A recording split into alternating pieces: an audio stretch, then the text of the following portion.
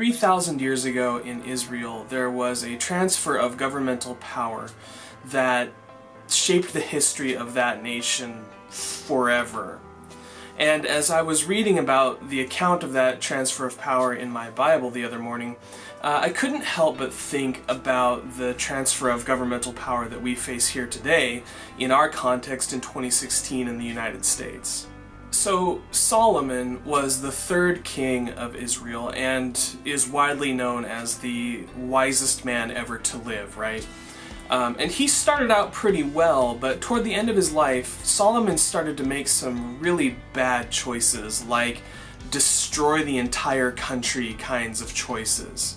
And you can read about that in 1 Kings, but suffice it to say for now that the problem for Solomon was not incompetence. He knew better, he just chose poorly. So by the time Solomon's life is coming to a close, the nation is just on edge. The people are weary from his taxes and from his forced labor. And at the end of his reign, now all of a sudden there's an open door for a new king, his son Rehoboam, to step up and take his place. So the big question then becomes, what is Rehoboam gonna do? No one really knows. There's no social media, there's no TMZ, there's no New York Times, there's no opportunity for people to have any preconceived notions about this man and what he's going to be like. So we read in 1 Kings chapter 12 that the people come out to meet Rehoboam at a place called Shechem. So listen to what it says in 1 Kings chapter 12 and verse 4. The people come out to meet Rehoboam and they say to him, "Look, your father made our yoke heavy. Therefore lighten the hard service of your father and his heavy yoke on us, and we will serve you."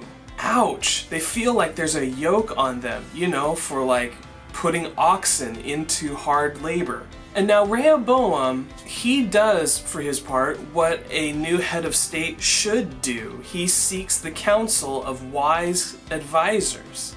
So he tells the people, hey, give me 3 days, come back, and I'll let you know what I plan to do about the policies and the decisions of the previous ruler. So that's what Rehoboam does. He goes and assembles a group of wiser, more experienced advisors, many of whom had served his father Solomon, and he goes to them and tries to get their advice. Hey, I'm going to be king now, and the people say to me that, look, your father's yoke on us was too heavy, so lighten the load on us and we will serve you. What do I do?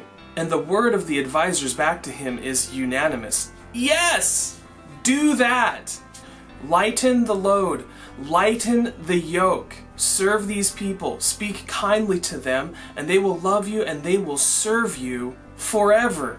Now this should be a done deal, right? Well, Rehoboam is apparently not content with the answer he gets from his older, wiser, more experienced advisors, so after that he goes and asks a bunch of his idiot friends what he should do.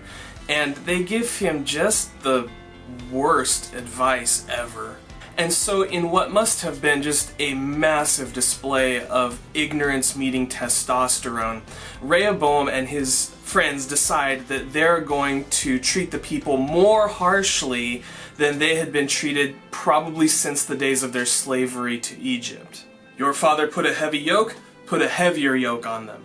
Your father scourged them with whips, you tell them you'll scourge them with scorpions.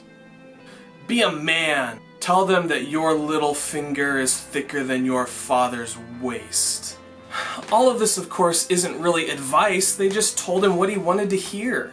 So Rehoboam ignores the wise counsel that he first received from the older, wiser, more experienced men, and he listens to his friends. And he goes back to Shechem and he tells the people exactly what his friends told him he should say. 3 days earlier, the people had come out to Shechem and pledged their service to their new king Rehoboam if only he would lighten the load, lighten the yoke that Solomon, his father, had put on them. And his tragic answer to them, "My father made your yoke heavy, I'm going to put an even heavier yoke on you." And twice at the end of this scene, we're told by the scriptures that the king refused to listen to the people. He refused to listen to the people. So what was the result of Rehoboam's answer to the people? catastrophe.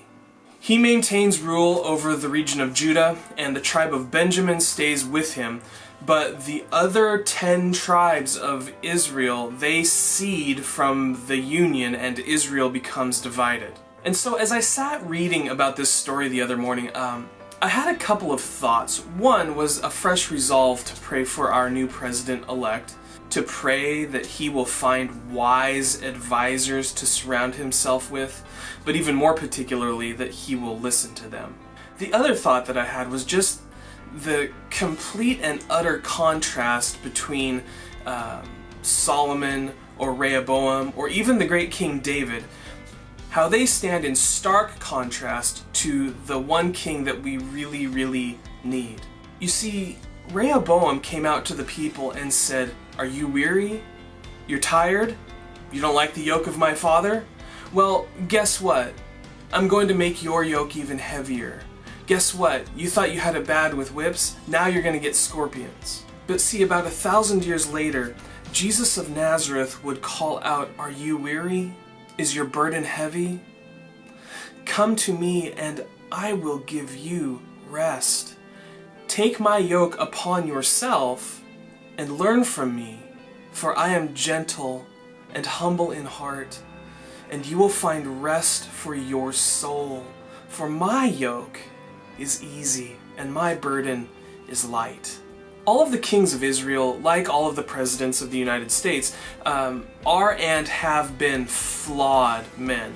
Some more than others, to be sure, some of higher character than others, some with better policies than others, but there's only one king who can give you rest for your soul. And if you look for that kind of rest in anyone other than Jesus, it doesn't matter if their name is Saul or David or Solomon or Clinton or Bush or Obama or Trump, they're going to disappoint you.